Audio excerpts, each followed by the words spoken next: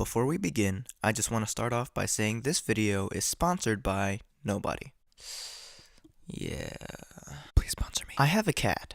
I love my cat. I also have an underwear drawer, and I love that too, because it holds my underwear. Now, unfortunately, these two have met, and that's not good because it has a hole. And that leads to this.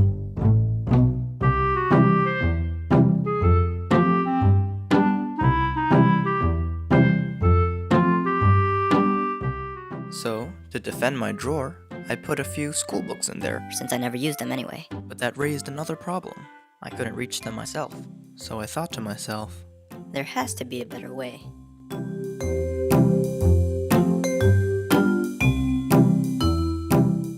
I then set up this beautiful security system for your enjoyment.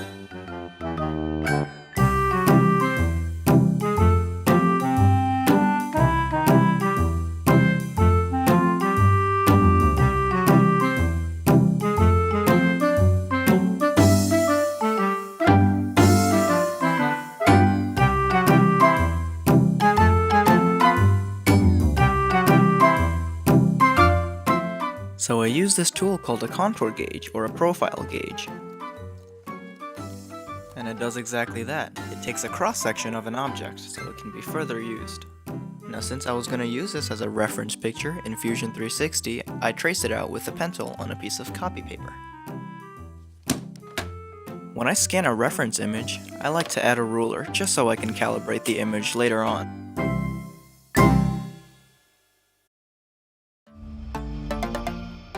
Once that was done, I imported that into Fusion 360 as a canvas.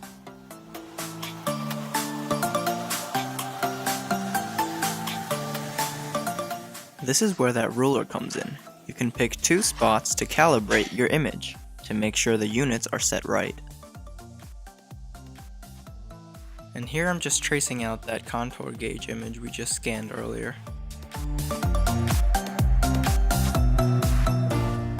And when you're designing parts to fit together with real-life objects, be sure to leave a small offset just so that the part isn't too small. The part's pretty much done. Now all that's left is to add some fillets and make everything look nice.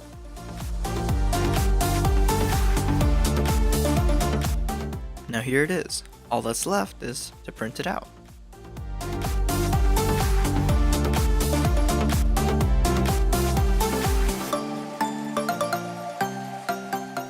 I decided to go with a roll of MakerGeek's Army Green PLA. Now, I don't know if this has just been a problem with me or not, but MakerGeek's filament has always been hard to print with for me.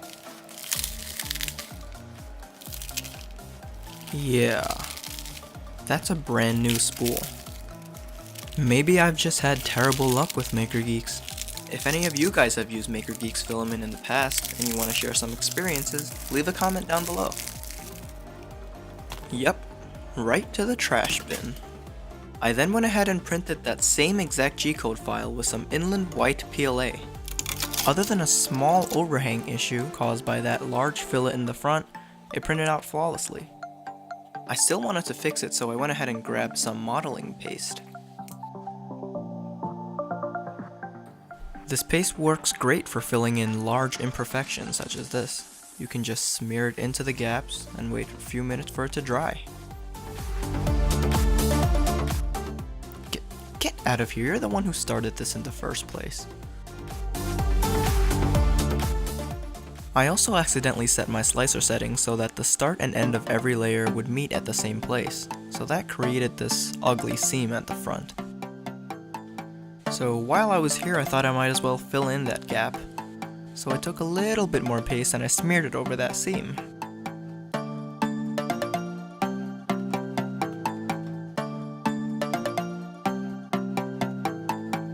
Although I knew I was going to sand it down later, I thought I might cut down on that time by smoothing it out while it's still wet.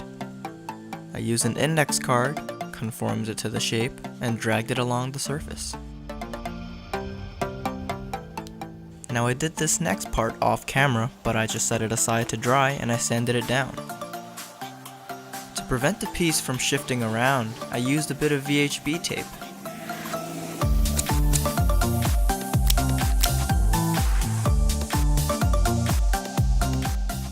Just to make the surface look nicer, I used a sponge to dab on some white paint and created this interesting texture that I actually really liked.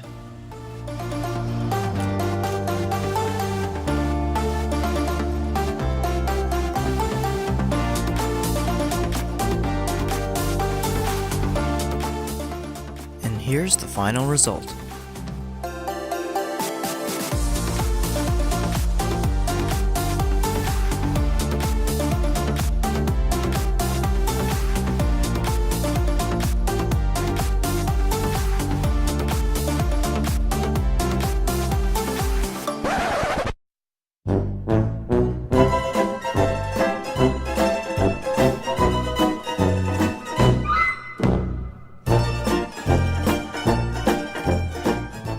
Alright.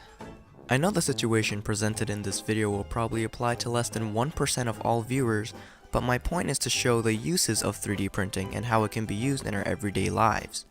Sure, they're cool for making toys and art, but on this channel I hope that I'm able to inspire some people to think of some creative ways to use their 3D printers at home, at work, in your schools, honestly, anywhere. Now this was my first video to kick off the channel, so please let me know what you thought of it in the comments below, subscribe and hit that bell icon to be notified for any future projects. Thanks for watching and stay inspired.